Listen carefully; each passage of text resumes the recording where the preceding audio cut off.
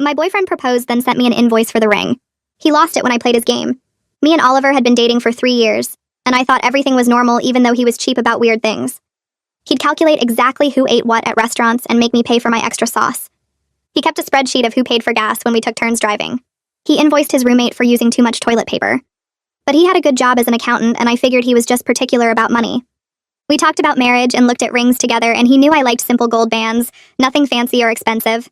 My birthday was coming up, and Oliver kept hinting about a big surprise. He made reservations at the Italian place where we had our first date and told me to dress nice. I thought this was it, finally, after 3 years of dating and me dropping hints about wanting to get married. All our friends were already engaged or married, and Oliver knew I was ready. The dinner was perfect, and Oliver seemed nervous, which I thought was cute. After dessert, he got down on one knee and the whole restaurant was watching. He pulled out a ring box and gave this speech about how I made him want to be a better man, and he couldn't imagine life without me. I said yes immediately, and everyone clapped while he put the ring on my finger. It was beautiful, exactly what I'd shown him months ago, a simple gold band with a small diamond. We kissed, and the restaurant gave us free champagne, and I was crying happy tears. Then we got home, and Oliver pulled out his laptop. He said now that we were engaged, we needed to discuss finances. I thought he meant wedding budget, but he opened an Excel sheet titled Ring Reimbursement Schedule. He'd itemized the ring cost at $3,800, including tax and insurance. He'd calculated a payment plan where I'd pay him back over 12 months with 2% interest, since that's what his savings account would have earned. I laughed because obviously this was a joke, but Oliver wasn't laughing. He said engagement rings were a joint investment in our future, and I should contribute equally. He said it wasn't fair that only men had to buy rings and modern women should pay their share. He actually had articles printed out about equality in relationships. I asked if he was serious, and he said he'd already set up automatic transfers from my account starting next week. He'd need my banking information to process the payments. He said if I really loved him, I'd want to pay for half of the symbol of our commitment. When I said that wasn't how engagement rings worked, he called me a gold digger who just wanted free jewelry. The next morning, Oliver sent me an actual invoice with payment terms and late fees. He'd CC'd his mother, Helen, who replied, all saying it was smart to protect his assets. She said too many women scammed men for rings, then broke up. She shared a story about her friend's son who never got his ring back after a broken engagement. Oliver's brother Jake chimed in saying Oliver was a genius for thinking of this. His dad Robert said he wished he'd done the same with Oliver's mom's ring 30 years ago. They were all insane. I showed my friends the invoice and they thought it was a prank until Oliver started texting them about being witnesses to our financial agreement. He asked my best friend Lisa to co-sign as a guarantor in case I defaulted. He asked my sister to confirm she'd help with payments if I lost my job. He created a shared Google Calendar with payment due dates highlighted in red. He made a thermometer chart to track payment progress like we were fundraising for charity. Week 2 of being engaged, Oliver presented me with more documents. A prenup where everything would stay separate. A bill for half of all our future dates. A contract stating I'd pay him back for any gifts over $50.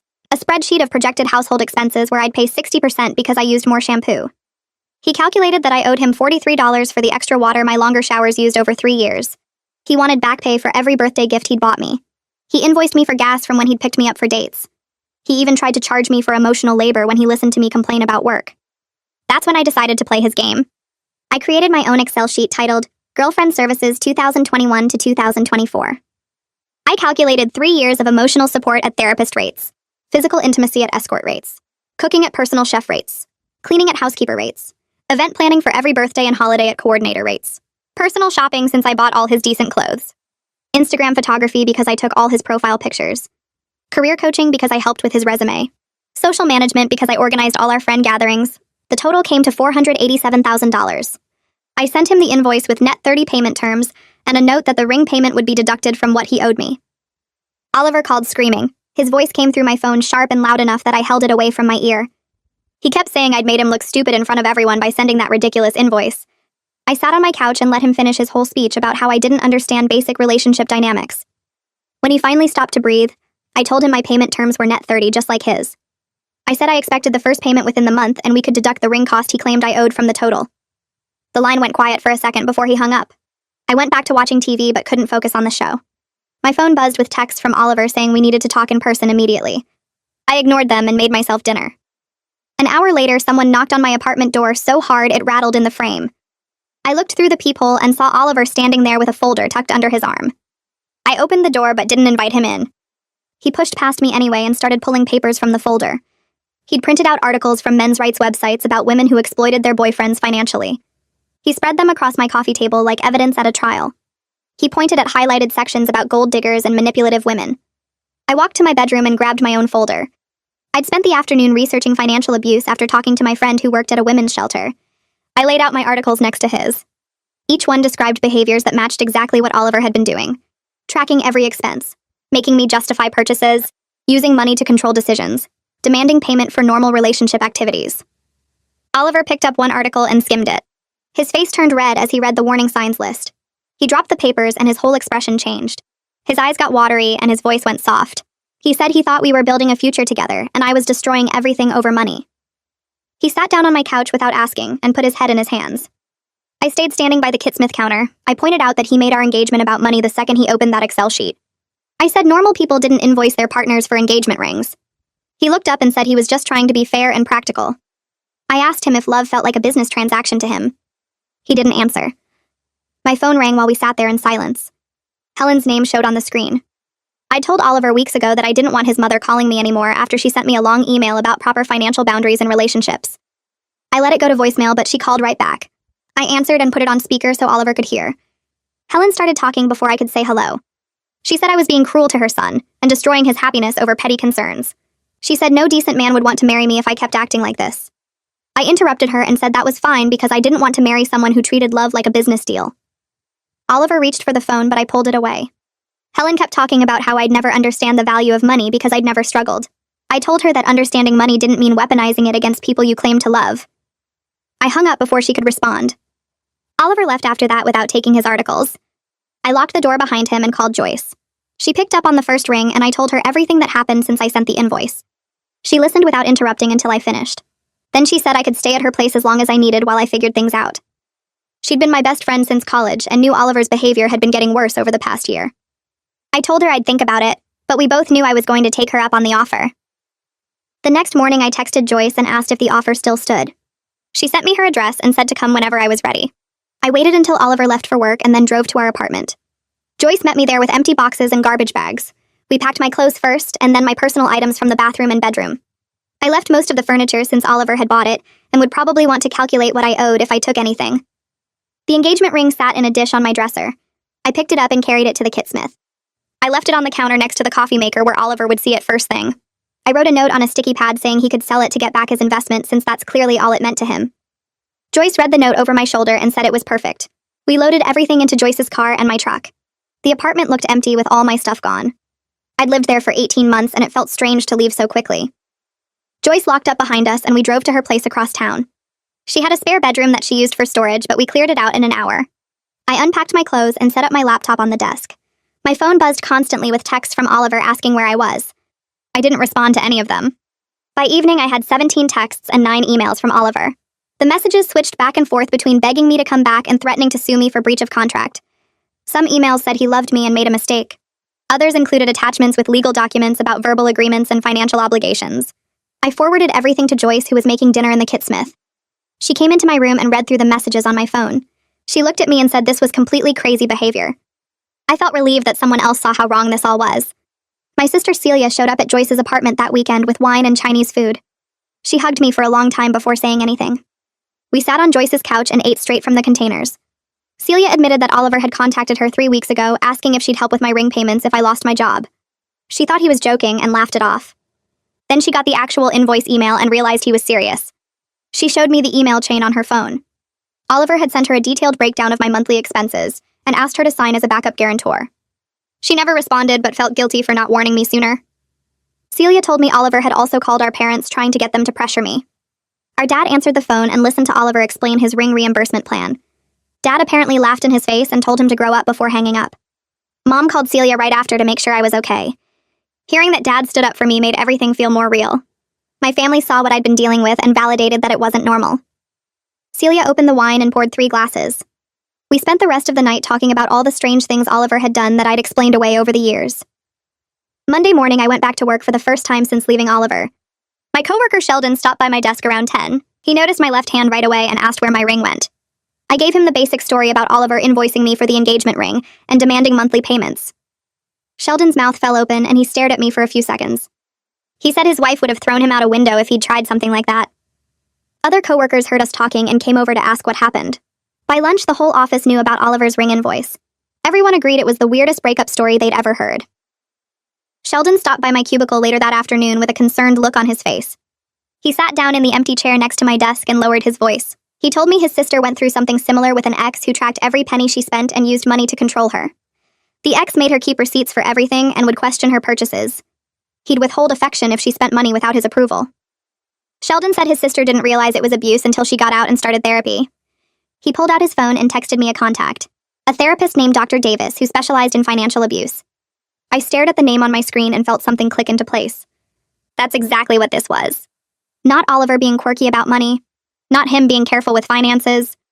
This was control disguised as equality. I thanked Sheldon and saved the contact information. The next morning, I arrived at work to find my boss Karen waiting by my desk. She asked me to come to her office right away. My stomach dropped because her expression was serious. I followed her down the hall wondering what I'd done wrong. She closed the door and pulled up her email. Oliver had sent her a message at 6 that morning. He was requesting that she garnish my wages for the ring payment. He'd attached his invoice and payment schedule. He explained that I was refusing to honor my financial obligations.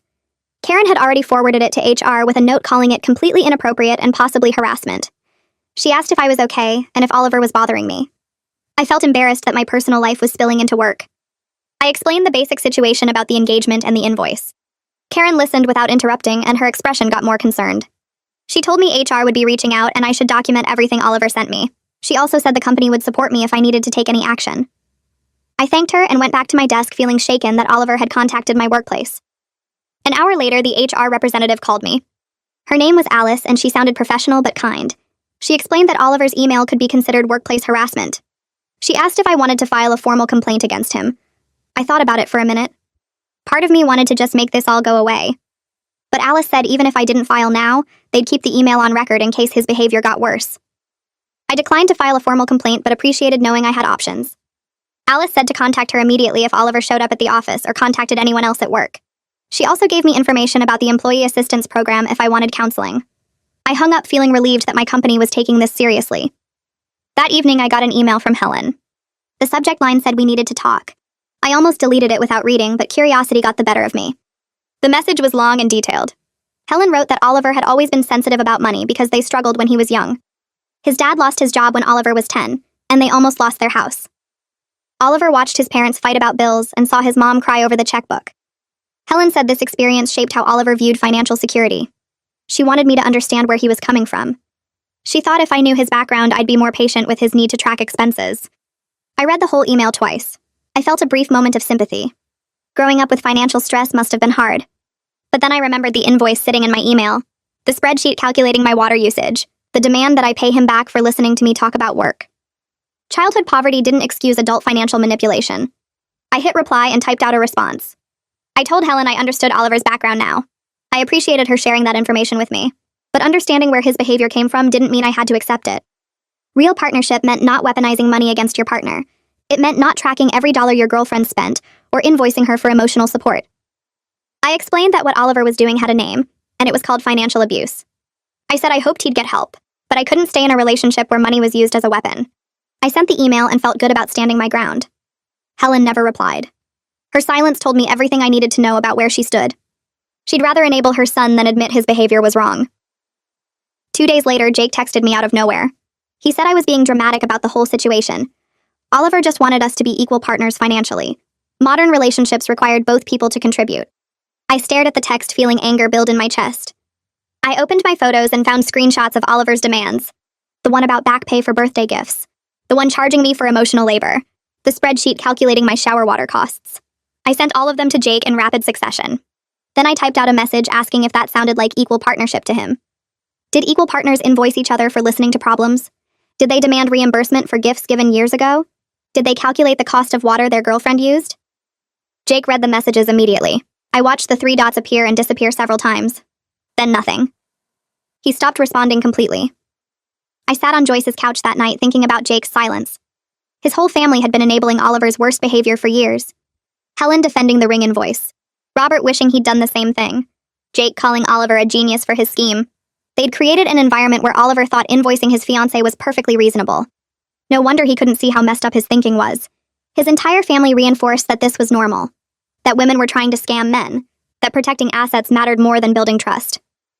I felt sad for whoever Oliver dated next because his family would encourage the same controlling behavior. Joyce came home with Thai food and found me staring at my phone.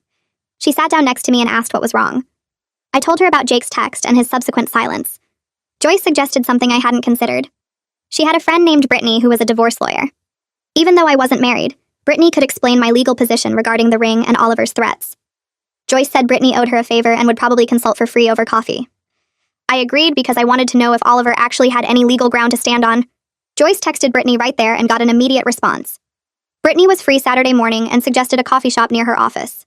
Saturday came and I met Brittany at a place called The Grind. She was younger than I expected, probably early 30s, with dark hair pulled back in a neat ponytail. She ordered us both lattes and we sat at a corner table.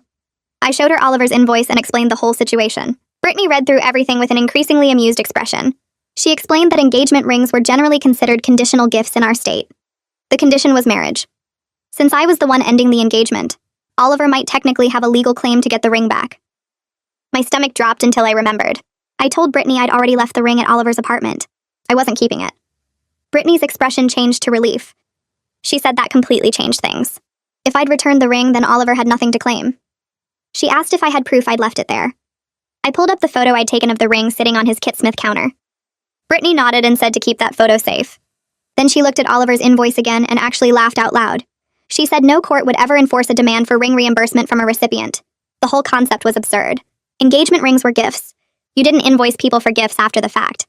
Oliver's threats to sue me were completely empty. He had no legal case whatsoever. Even if he tried to file something, any judge would dismiss it immediately. Brittany said Oliver was clearly trying to intimidate me into paying him.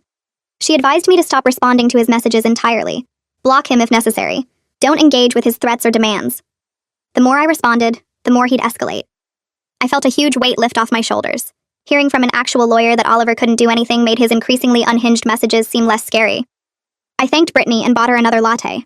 She gave me her card and said to call if Oliver actually tried to file anything legal. She'd represent me pro bono just because the case was so ridiculous. I left the coffee shop feeling more confident than I had in weeks. That night, I watched Oliver's social media for the first time since I'd blocked his number. He posted a vague update about learning who your real friends are when times get tough. He shared an article about betrayal in relationships. He posted a quote about people showing their true colors. The comment section filled with concerned friends asking if he was okay. Several mutual friends texted me asking what happened between us. I stared at my phone for 20 minutes trying to decide what to say. Oliver was clearly setting up a narrative where I was the bad guy. He wanted everyone to think I'd wronged him somehow. I could stay quiet and let him control the story, or I could tell the truth. I opened a group chat with our closest friends and typed out a simple message. I explained that Oliver had sent me an invoice for the engagement ring, asking me to reimburse him in monthly installments with interest. I attached a screenshot of his ring reimbursement schedule. I didn't add commentary or drama, I just stated the facts and let them speak for themselves. The responses came fast. Joyce replied first with a string of shocked face emojis. Sheldon typed out a long message about how that was the most ridiculous thing he'd ever heard. Celia sent 3 paragraphs about financial abuse and control tactics. Other friends chimed in with variations of disbelief and disgust. Most people were firmly on my side. A few asked if I was serious or if this was some kind of misunderstanding. I sent more screenshots. The invoice with payment terms. The spreadsheet of projected household expenses. The calculation for my shower water usage. Nobody asked if I was serious after that. 2 days later, I got a message from someone named Andrew, who I vaguely remembered as Oliver's friend from his accounting firm. He apologized for Oliver's behavior and said he felt terrible that things had ended this way. He admitted he'd witnessed Oliver's extreme cheapness over the years, but never realized it extended to romantic relationships. He shared a story about Oliver calculating the per-minute cost of phone calls with Helen and presenting her with a bill for exceeding her monthly allowance. Andrew said he'd always thought Oliver was joking around, but now he understood it was serious. Another friend of Oliver's named Frank reached out with a similar message. He said Oliver had always been weird about money, but he'd assumed I knew what I was getting into. He apologized for not saying something sooner about the red flags he'd noticed. I thanked them both for reaching out. It felt validating to know that other people saw how abnormal Oliver's behavior was. Oliver must have seen the group chat responses or heard from friends because he made his own detailed social media post the next morning. He shared screenshots of his ring reimbursement schedule with a long caption about financial equality in modern relationships. He posted links to articles about women who kept expensive rings after broken engagements. He wrote paragraphs about how engagement rings were joint investments, and both partners should contribute equally. He included graphs showing the rising cost of diamonds, and how unfair it was that men bore the entire financial burden. The post was public and dozens of people could see it. I watched the comments roll in and they were nothing like what Oliver expected. People called him controlling. They said his behavior was weird and concerning. They pointed out that gifts don't come with invoices. They asked if he also charged his mother for birthday presents. The comments got harsher as more people weighed in. Someone said he needed therapy. Another person said no wonder his girlfriend left him. A woman shared her own story about an ex who used money to control her and said Oliver's post gave her flashbacks. Helen jumped into the comments within an hour defending her son. She wrote my full name and called me a gold digger who never appreciated Oliver. She said I'd used him for 3 years and tried to steal an expensive ring. She claimed I was manipulating the situation to make Oliver look bad, when really I was the problem. She posted that modern women wanted equality until it came time to pay for things. Several of my friends saw Helen's comments and jumped in to defend me. Joyce wrote a detailed response about how invoicing your fiancé wasn't normal behavior. Celia explained financial abuse tactics. Even some strangers who didn't know either of us started commenting that Oliver's behavior was controlling, and Helen was enabling it. One person pointed out that if Oliver thought the ring was a joint investment, then he should have discussed it before buying it, not surprised his girlfriend with an invoice after the proposal. The comment section turned into a full debate about relationship dynamics and financial control. Oliver deleted the entire post 3 hours after putting it up. I got a screenshot from Joyce within minutes. She'd captured the whole thing, including Helen's comments and all the responses. Joyce sent me a message saying we should keep the screenshots as evidence in case Oliver tried to rewrite history later. I saved everything to a folder on my laptop. I had documentation of his invoices, his emails to my boss, his social media posts, and now the public comments where his own behavior had backfired. Part of me felt bad watching Oliver's attempt to defend himself crash so spectacularly. Another part felt relieved that other people could see what I'd been dealing with. I called the therapist Sheldon had recommended and got an appointment for the following week. Her name was Dr. Smith, and she had availability on Thursday afternoon. I took a half day off work and drove to her office in a medical building downtown. The waiting room had comfortable chairs and magazines nobody read anymore. Dr. Smith came out to greet me right on time. She was probably in her 50s with gray hair and kind eyes. We sat in her office and she asked me to explain why I'd come in. I spent the entire first session just telling her about the ring invoice situation. I showed her the spreadsheets and documents Oliver had created. I explained his family's response and the escalating demands. Dr. Smith listened without interrupting and took notes on a pad. When I finished, she set down her pen and confirmed that what I'd experienced was financial abuse. She explained that Oliver had used money as a tool to control and manipulate me throughout our relationship. She helped me see that his earlier behaviors weren't just quirks or being careful with money. They were red flags I'd normalized over time because they escalated gradually. She said abusers often start small with things that seem reasonable, like splitting bills fairly. Then they slowly increase the control until their partner doesn't recognize how abnormal everything has become. I felt this weird mix of relief and sadness hearing her explain it. Relief because someone with professional training validated that I wasn't overreacting. Sadness because I'd wasted 3 years with someone who saw our relationship as a business transaction. Dr. Smith gave me homework for our next session. She asked me to track all the times Oliver had used money to control or punish me during our relationship. She wanted me to write down specific incidents with dates if I could remember them. I started the list that night sitting on Joyce's couch with my laptop. I wrote down the time Oliver made me pay him back for a birthday dinner because I'd ordered an appetizer he didn't want to split. I remembered when he charged me for gas after driving me to the emergency room for a kidney infection. I added the incident where he invoiced me for half the cost of his gym membership because I'd used a guest pass twice. The list grew longer as more memories surfaced. Oliver calculating my portion of utilities based on how many hours I spent at the apartment. Oliver making me reimburse him for groceries he'd bought that I'd eaten some of. Oliver charging me for using his Netflix account even though we watched it together. I realized there were dozens of incidents I'd dismissed as him just being careful with money. Seeing them all written out in one document made the pattern obvious. Every single one involved Oliver using money as leverage or punishment. Every single one made me feel guilty for having needs or taking up space. I'd spent 3 years walking on eggshells about money while Oliver tracked every penny I might owe him.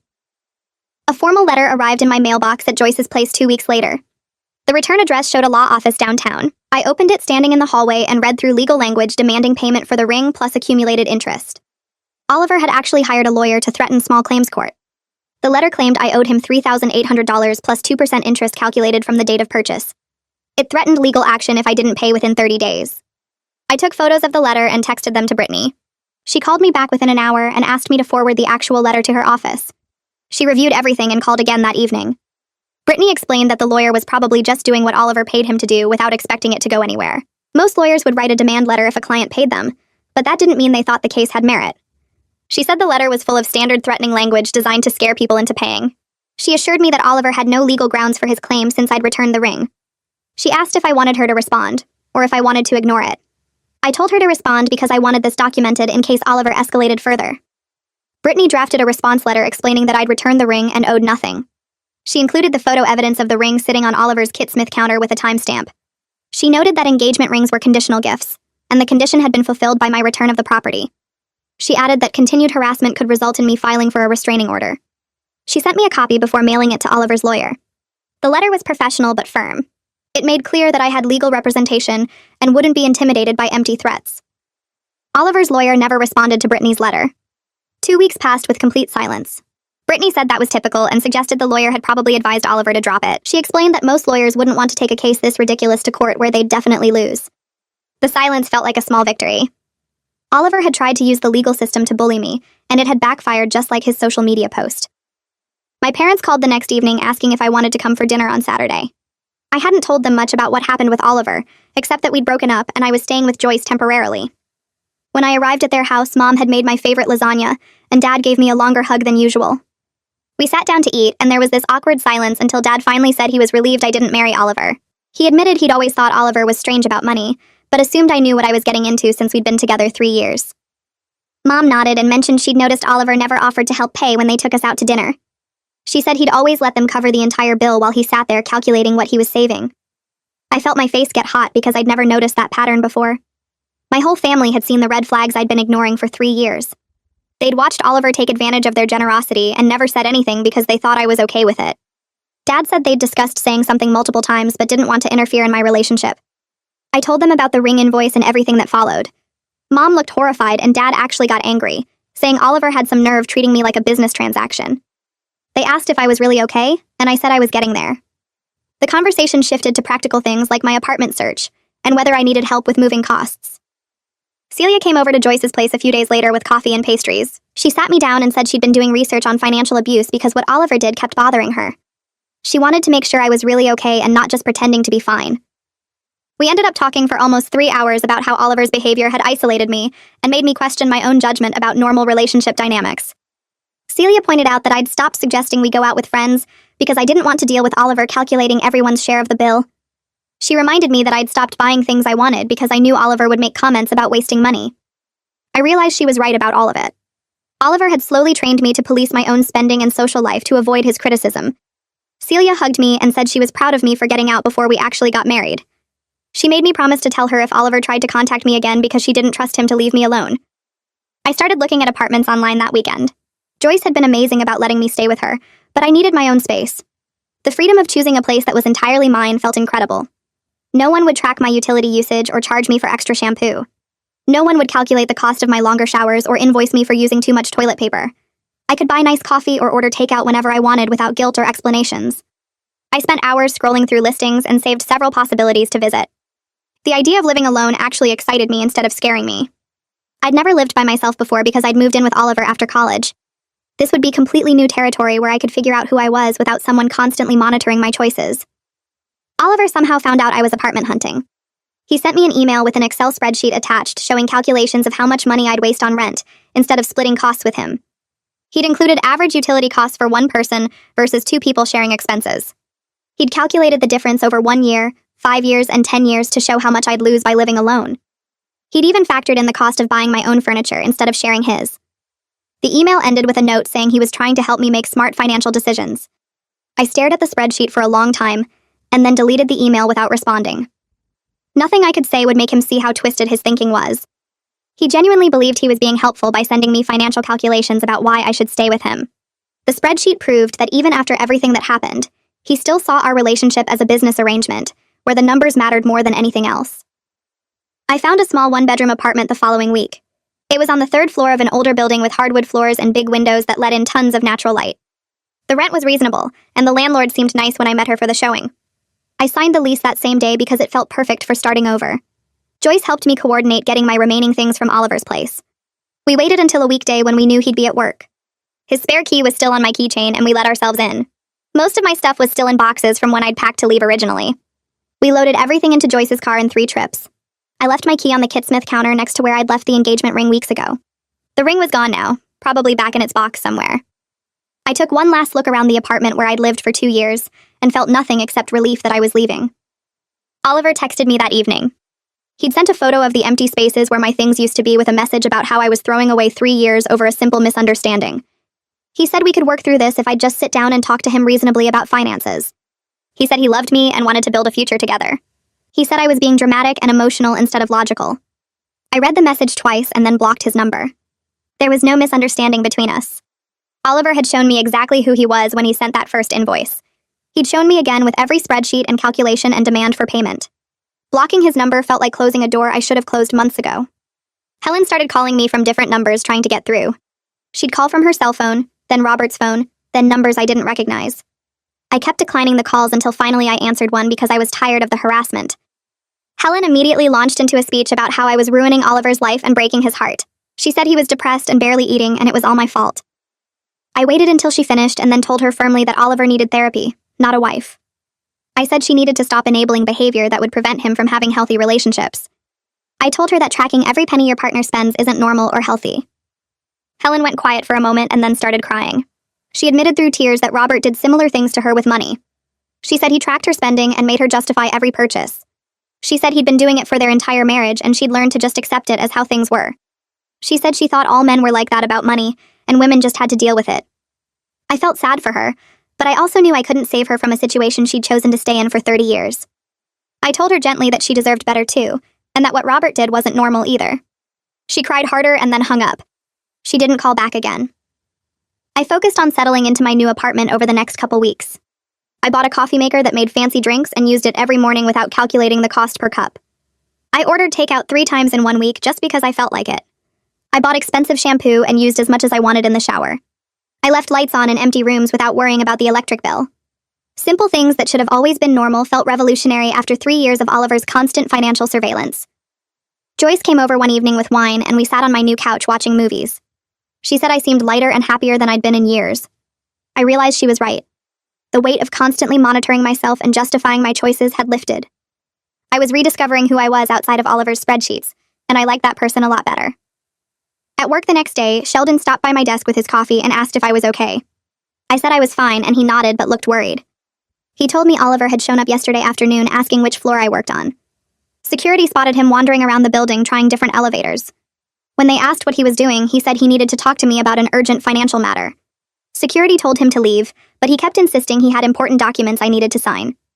He pulled out a folder and tried to push past the security desk. They had to physically escort him to the parking lot while he yelled about how I was stealing from him. Sheldon said HR got involved because Oliver kept calling the main office line demanding to be connected to my extension. They filed a formal trespass warning that went into the building security system with Oliver's photo.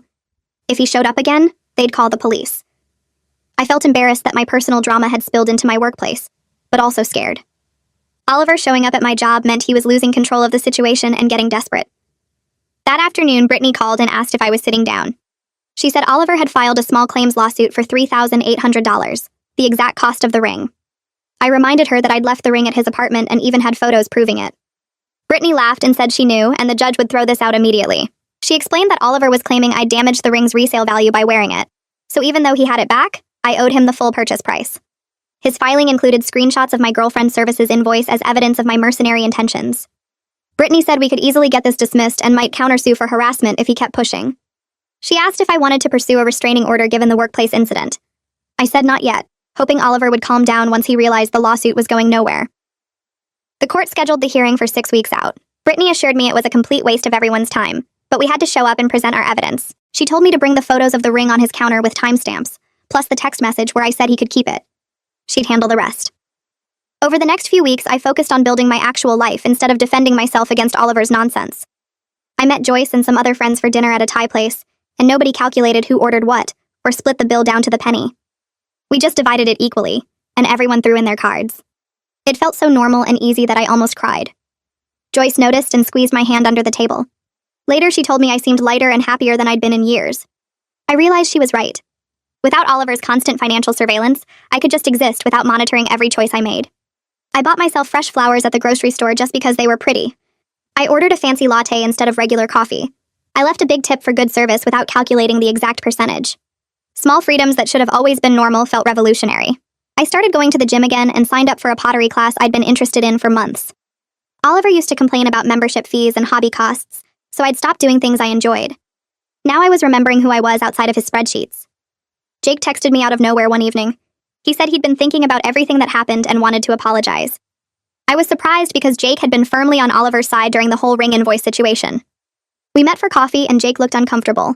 He said watching Oliver spiral over the past few weeks had made him realize their parents' relationship with money had damaged both of them in different ways. He admitted that growing up, Robert tracked every dollar Helen spent and made her justify purchases down to the grocery items. Their mom had a separate secret bank account just to have some financial independence. Jake said he'd normalized this behavior because it was all he knew, but seeing Oliver take it even further with me had opened his eyes. He said Oliver's behavior was wrong and he should have said something earlier instead of encouraging it. I appreciated his honesty and told him so. Jake then revealed that Oliver was in therapy now. I asked if that meant Oliver recognized his behavior was problematic. Jake shook his head and explained that Oliver was depressed about the breakup, and his therapist was helping him deal with the loss. Oliver apparently spent sessions talking about how I'd betrayed him and refused to be a financial partner. The therapist was trying to help him process his feelings, not change his thinking. I told Jake I appreciated him reaching out, but I wasn't interested in reconciliation. Oliver needed to do serious work on himself before he could have a healthy relationship with anyone. Jake agreed and said he just wanted me to know he understood why I left. The small claims hearing arrived on a Tuesday morning. I took the day off work and met Brittany at the courthouse. Oliver was already there in the hallway with 3 massive binders full of documentation. He had the original ring receipt, the insurance policy, printed articles about engagement ring ownership laws, and screenshots of text conversations where I'd admired the ring. He'd organized everything with colored tabs and page markers like he was presenting a corporate audit. The judge called our case and we filed into the small courtroom. Oliver went first and launched into a detailed presentation about the ring purchase. He explained how he'd researched the best value, compared prices at multiple jewelers, and selected a ring that matched my stated preferences. He showed the receipt with the $3,800 total highlighted. Then he explained that while he'd given me the ring as an engagement gift, I'd broken the engagement and therefore owed him reimbursement. The judge asked if he had the ring back. Oliver said yes, but claimed I'd worn it for weeks and diminished its resale value. He had a printout from a jeweler estimating the ring was now worth $3,200 due to wear. The judge looked increasingly annoyed as Oliver presented his case. When Oliver started explaining his girlfriend services invoice as proof of my bad faith, the judge held up her hand and told him to stop. She asked me to present my evidence. I simply pulled out my phone and showed photos of the ring sitting on Oliver's Kit Smith counter. The photos had clear timestamps from the day I moved out. I showed the text message where I told him he could keep the ring since he cared more about its value than our relationship. The judge looked at the evidence for maybe 30 seconds. She dismissed Oliver's case and told him engagement rings are gifts, and he had no legal claim for reimbursement. She warned him about filing frivolous lawsuits that waste the court's time. Oliver tried to argue, but the judge cut him off and called the next case. The whole thing took under 5 minutes. Outside in the courthouse parking lot, Oliver tried to approach me. Brittany immediately stepped between us and told him to stay back. Oliver said he just wanted to talk and explain why the judge was wrong about the law. Brittany pulled out her phone and said if he didn't leave immediately, she'd file for a restraining order right now. She had documentation of his workplace harassment, his frivolous lawsuit, and his current attempt to contact me despite clear boundaries. Oliver's face went red, but he finally turned and walked away. I watched him get in his car and drive off. Something inside me relaxed. That last thread of connection between us, the part of me that still wondered if I'd been too harsh or misunderstood him, finally snapped. Oliver had shown me exactly who he was over and over. I was done making excuses. A week later, Jake sent me a text. Oliver was dating someone new already. Some woman he'd met through a dating app who apparently came from money. Jake said Oliver was already talking about being more careful this time and protecting his assets better. I felt genuinely sorry for whoever she was. She'd probably think Oliver's financial caution was responsible at first. Maybe she'd even appreciate his attention to detail and planning. But eventually she'd discover what I had, that Oliver didn't see relationships as partnerships, but as business transactions where every interaction had a price. I couldn't warn her, though. She'd have to learn about Oliver's issues on her own, just like I did. I met up with some friends from our old group a few weeks after the courthouse disaster. We grabbed coffee at this place downtown that had good pastries and outdoor seating. These were people who'd known me and Oliver as a couple for years, who'd been at dinners and parties and game nights where Oliver calculated everyone's exact portion of the bill. Sarah ordered a latte and muffin while Tom got plain coffee. Nobody mentioned splitting the check or tracking who spent what. It felt weird at first, like I was waiting for someone to pull out their phone and start a spreadsheet. Sarah asked how I was doing, and I gave the standard answer about being fine and moving forward. Tom interrupted and said they needed to be honest about something. He admitted they'd all been worried about me during the relationship, but nobody knew how to bring it up. Sarah agreed and said watching Oliver nickel and dime me at every restaurant made them uncomfortable, but they figured I must be okay with it, or I wouldn't stay.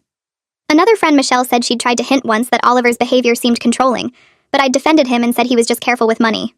They'd all talked about it in a group chat without me, trying to figure out if they should say something or mind their own business. I felt embarrassed at first, like I should have seen what they saw. But Sarah explained that when things escalate slowly over time, you normalize each new boundary crossing. The first time Oliver calculated my exact meal cost seemed quirky.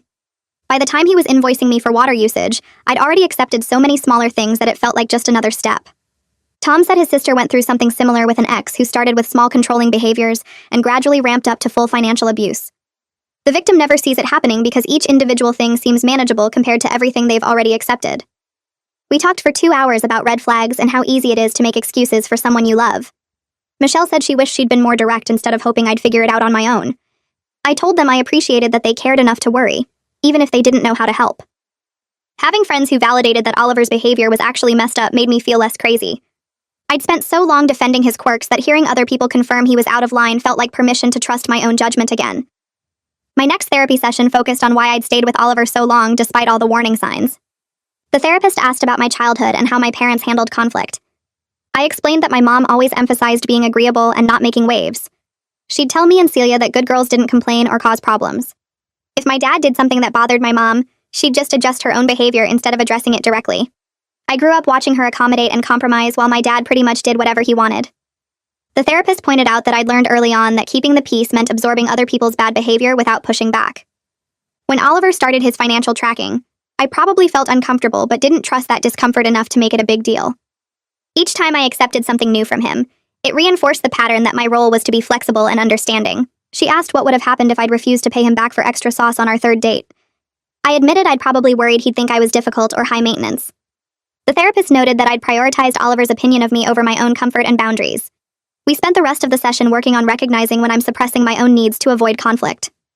She gave me homework to practice stating boundaries in low-stakes situations, like telling a server when my order is wrong instead of just eating it anyway. Learning to trust my own judgment and set limits without guilt was going to take time, but at least now I understood why I'd tolerated Oliver's behavior for 3 years.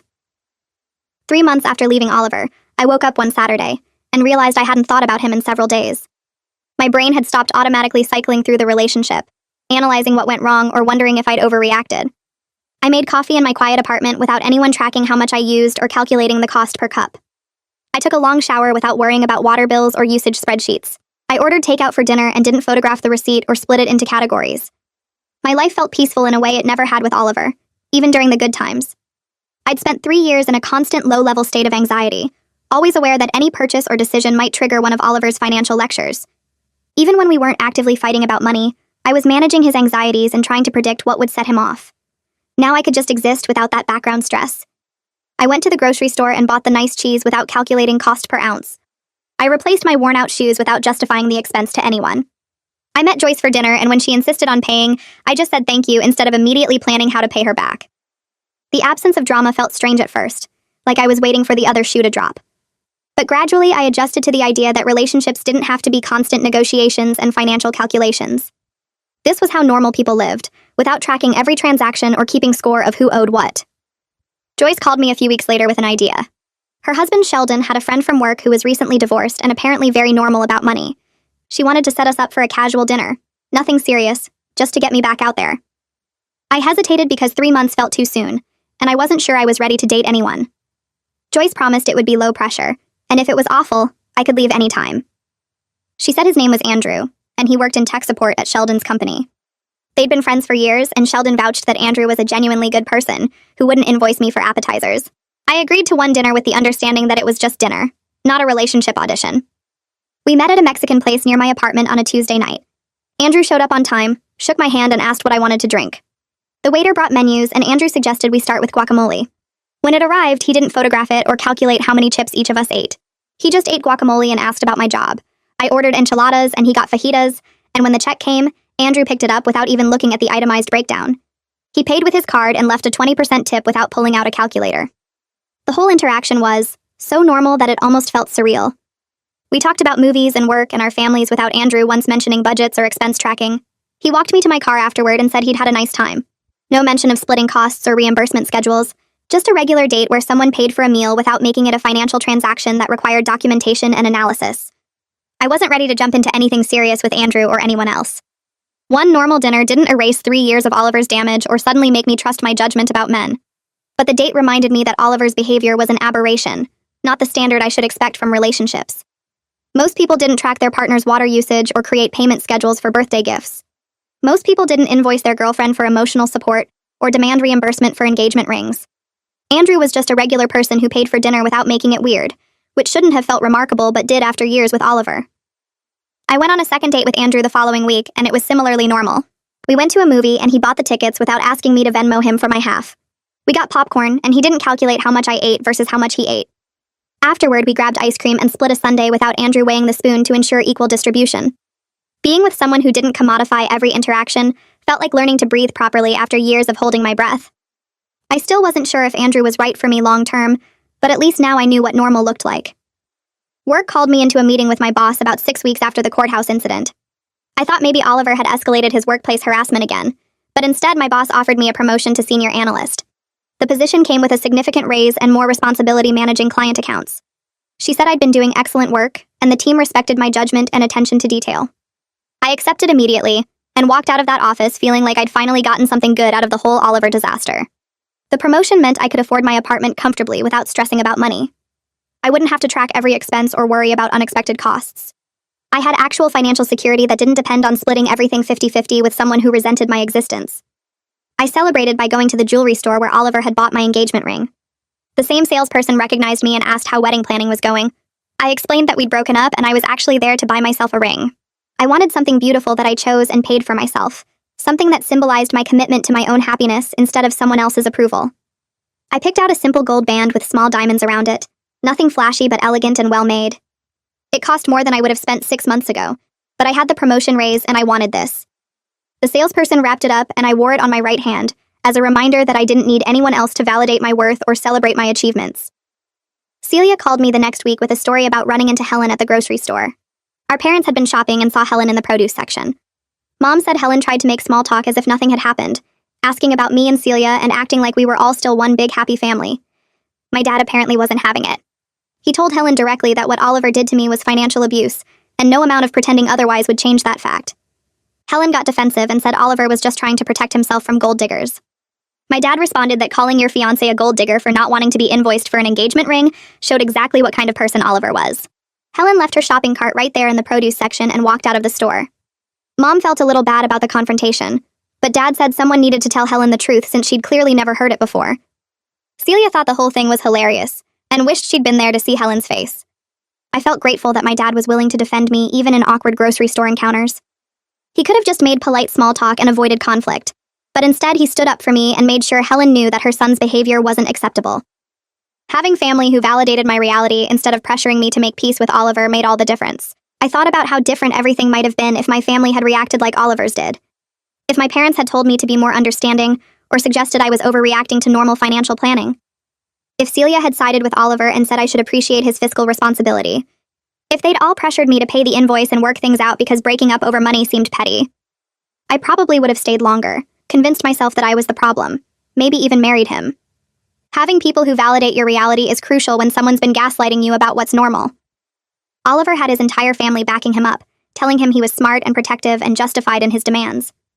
That kind of reinforcement made him more confident in his delusions and more aggressive in pursuing them.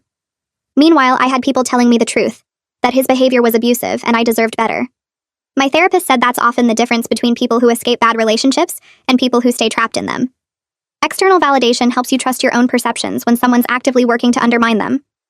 I felt incredibly lucky that my family saw Oliver clearly and weren't afraid to say so, even when it meant awkward grocery store confrontations with his mother. 6 months after moving out, I was genuinely thriving. Work was going well and I'd gotten positive feedback on several major projects. My apartment felt like home instead of temporary housing. I'd built up a group of friends who got together regularly for dinners and game nights where nobody calculated exact portions or kept running tabs. Joyce and Sheldon had me over frequently, and I'd started hosting people at my place too. I was seeing Andrew casually. Nothing serious yet, but comfortable and drama-free. My relationship with my family had gotten stronger through everything with Oliver. Celia and I talked more often, and my parents checked in regularly to make sure I was doing okay. Even my friendships felt more genuine now that I wasn't constantly managing Oliver's behavior or making excuses for his financial obsessions. I'd learned to set boundaries and speak up when something bothered me instead of automatically accommodating other people. The therapist said I was doing remarkably well considering how much trauma the relationship had caused. She noted that I'd done the hard work of processing what happened instead of just moving on and repeating the same patterns. I'd identified the childhood conditioning that made me vulnerable to Oliver's manipulation and actively worked to change those responses. I'd built a support system and learned to trust my own judgment. Most importantly, I'd proven to myself that I could leave a bad situation and build something better. The life I had now was entirely my own creation, funded by my own salary and decorated according to my own taste. Nobody was tracking my expenses or questioning my choices. I was finally free. Jake texted asking to meet for coffee. I almost ignored it, but curiosity got the better of me. We met at the same place where I'd had coffee with Sarah and Tom. Jake ordered and paid for both our drinks without mentioning it, which I appreciated. He said he wanted to update me on Oliver since they were still brothers, and he figured I might want to know. Oliver was engaged again after just 5 months. The new woman was named something generic that I immediately forgot. Jake said she came from family money, old money that Oliver had definitely noticed. He'd moved fast with this relationship, going from first date to engagement in under 4 months. Jake thought the family money was why Oliver proposed so quickly. He wanted to lock her down before she realized what she was getting into. I asked if Oliver had sent her a ring invoice yet. Jake laughed and said not as far as he knew, but the relationship was still new.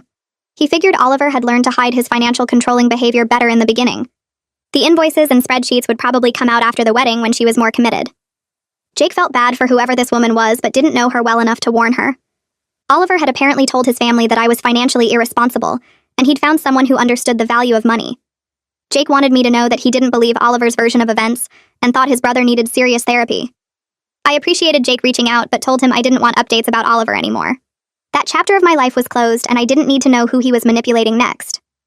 Jake understood and said he just wanted to make sure I knew the truth about what Oliver was saying. We finished our coffee and went our separate ways.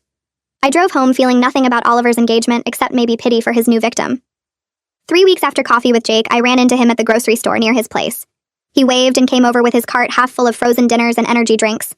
He said he'd been meaning to text me, but wasn't sure if I wanted to hear more about Oliver's situation.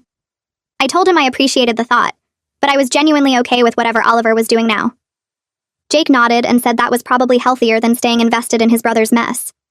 He mentioned that Oliver had been posting engagement photos with his new girlfriend all over social media, the kind where they're both staring at the ring instead of the camera. Jake said the woman looked happy in the photos, but he couldn't shake the feeling that she had no idea what she was getting into with Oliver's money issues. I thanked Jake for looking out for me back when everything fell apart, and he said he wished he'd spoken up sooner about how weird Oliver's behavior had gotten. We said goodbye and went our separate ways through the produce section. I got home and unpacked my groceries without thinking about Oliver once, which felt like progress. The next day at work, I realized I'd gone almost 2 full weeks without checking if Oliver had blocked me on social media or posted anything about me. My therapist had told me that indifference was the final stage of moving on, better than anger or sadness because it meant he truly didn't matter anymore.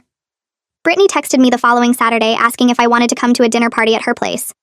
She said it would be casual with good food and interesting people, mostly women she knew from various parts of her life.